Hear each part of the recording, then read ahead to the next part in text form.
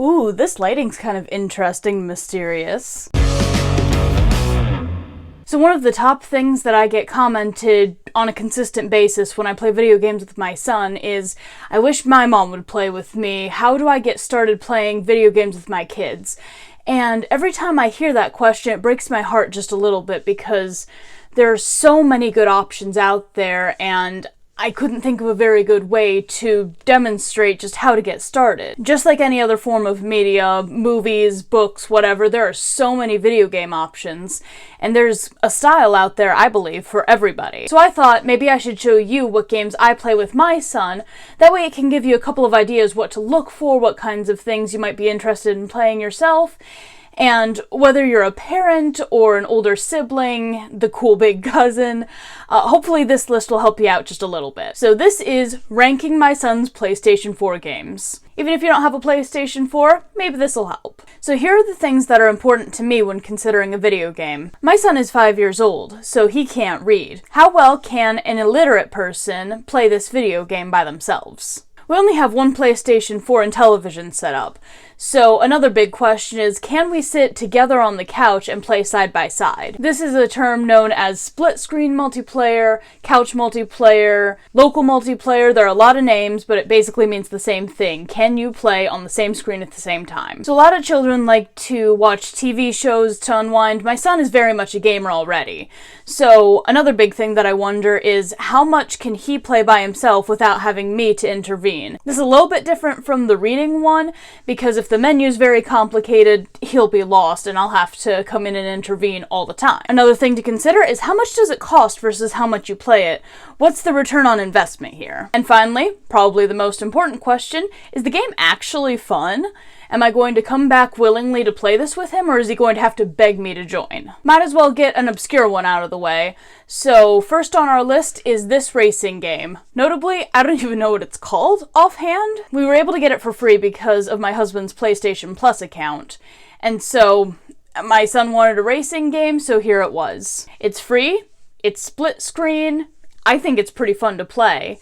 But it's a very, very basic kind of a racing game. It's not like Mario Kart where you're going to have all these level ups and you're going to have... It's basically just keep going around in a circle, and the tracks vary a little bit. This is a very good baseline game. It's very mid-tier, very safe. It's hard to go wrong with a racing game. Up next are the Lego games. I've put all of them in the same category because my son has a few of them, and it wouldn't be fair to individually rank them and take up the entire list. Now, a thing to consider if you're going to be buying a Lego game is that not all of the Lego games are the same quality. So like the Jurassic Park one is fantastic, can't recommend it enough. My son plays it over and over and over, and it's really good. On the other end of the spectrum, some of the Marvel games are really good, some of them are just... Clearly they were trying to make a quick buck. I'm sure it worked. It's no fun to play. It is a split-screen game, which is very good. Now, because my son is so young, I found that the thing that we do that's the most fun together is just goof around on the map.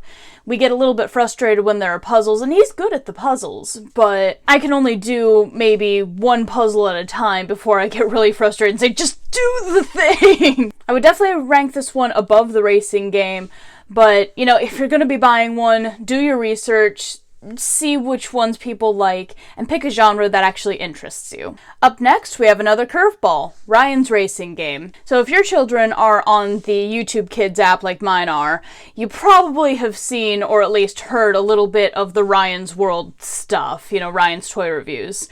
And they decided to release a racing game.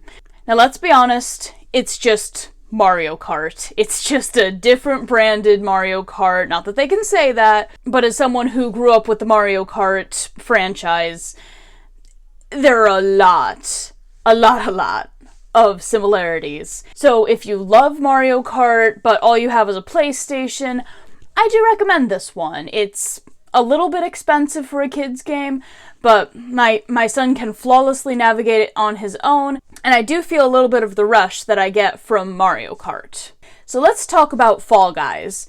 So this one's a little bit weird because it is multiplayer, but not couch multiplayer. We can't play it split screen together at the same time. But weirdly, that's kind of a good thing, because He can play a level, I can play a level. Basically, the rule in our household is if you qualify, you can move on to the next round. If you don't qualify, then it's the next person's turn. And of course, if he never qualifies, he gets another turn, but basically, one person gets to cheer the other person on while going through the levels, and it's just a fun, wholesome experience. He does get frustrated with it pretty quickly, but if you have maybe an hour to play something together, Fall Guys is a very solid choice. It's very quick to pick up, simple to learn, intuitive controls. Thumbs up for me. In the trend of only single-player games, Bugsnax.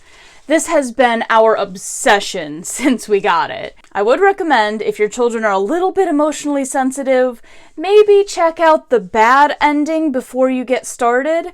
My son was devastated. I didn't see it coming.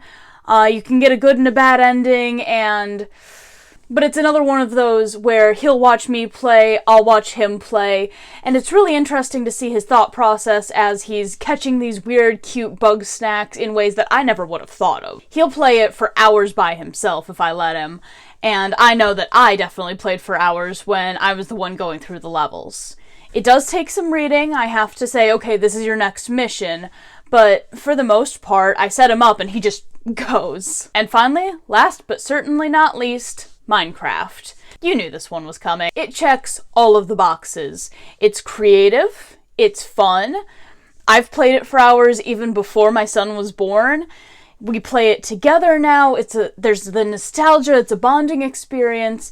If you don't know anything about Minecraft, you can play in creative mode to get the hang of it, or peaceful mode if you want to actually have the full Minecraft experience in a safer environment. It's like Lego, but digital, and it's a lot of fun, I think. And if you're not a fan of the base game, the good news for you is that on the PlayStation, it is so easy to buy new skin packs.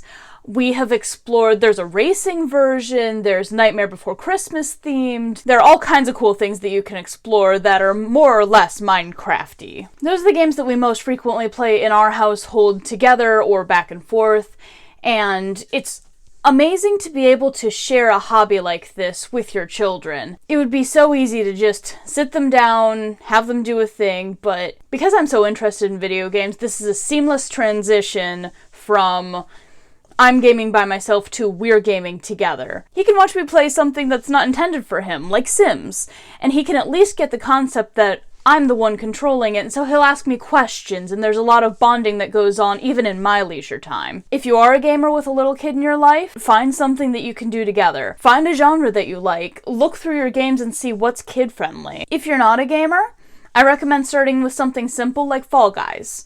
And there are lists upon lists of games that are intended for children that you can get started doing without much of a hassle. If you don't have a game system, I just played Freddy Fish with my son recently. Think about the kinds of games that you would have liked as a child and go from there. Really, the biggest thing for me to consider is if he asked me, hey, can we play something? What's the likelihood that I'm going to say yes without sighing? I genuinely have fun doing the racing games with him. I genuinely have fun passing the controller back and forth with Fall Guys. I hope this answered some of your questions, and if you're one of the people commenting, I wish my mom would play with me, you could send them this video too. You could have this conversation with them.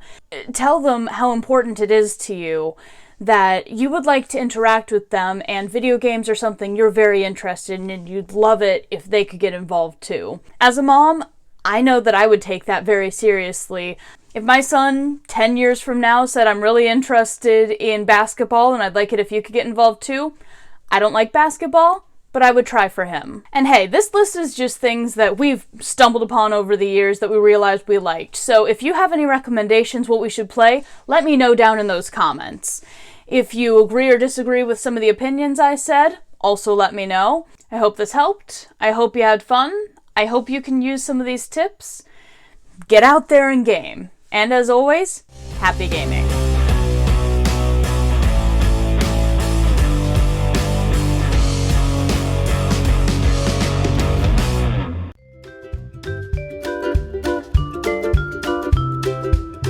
Cost versus how much you play it. What's the rate of you play it? What's the return on interest?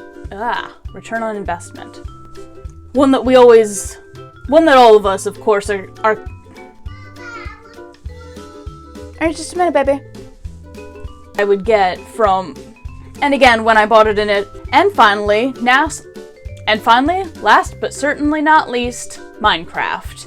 It checks all of the boxes.